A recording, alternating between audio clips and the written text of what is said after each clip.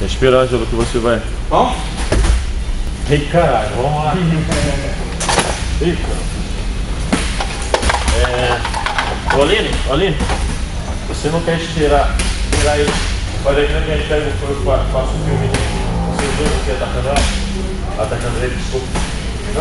Não, por exemplo, você vai atacar o Ângelo.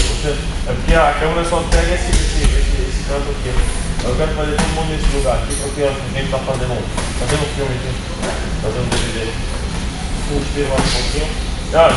Respira mais um pouco pra gente fazer a filmagem aqui. Porque a outra, ela atacou você, não saiu não, foi lá na frente. Comprar material pra começar a treinar. Luva, segura, boca. Entendeu?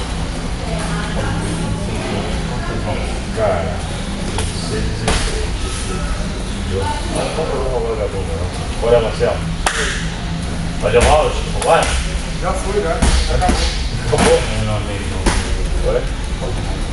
Cara, eu trabalho muito com essa médica que é aqui de semana, Gabriela, já tem um tempo pra cá, tem um pouco já, com ela, com o meu vídeo, né? Eu trabalho muito com essa pecuária também, entendeu? Essa do Germana ali, a última que eu vendi, por 180 pratos, porque a matéria é novela. Mas eu tenho um contato com vendedores, assim, já com matéria também, eu compro como se fosse brasileiro. A luva dessa, a gente pega a luva do patrocínio da seleção brasileira, ele passa uma luva dessa, assim, não tem comprar. Então, dessa por fora aí, vai comprar na loja, a gente aqui enfiar uma luva dessa, ele compra no máximo 160 reais. A Cagura, quando vai comprar aí, porra, vagabunda, daquela dura. Não, são dessa meia lá.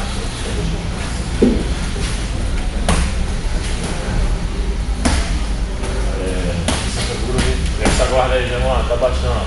Essa atadura tem dentro dessa aqui, com a cordinha, essa quadra ali como não tem aí.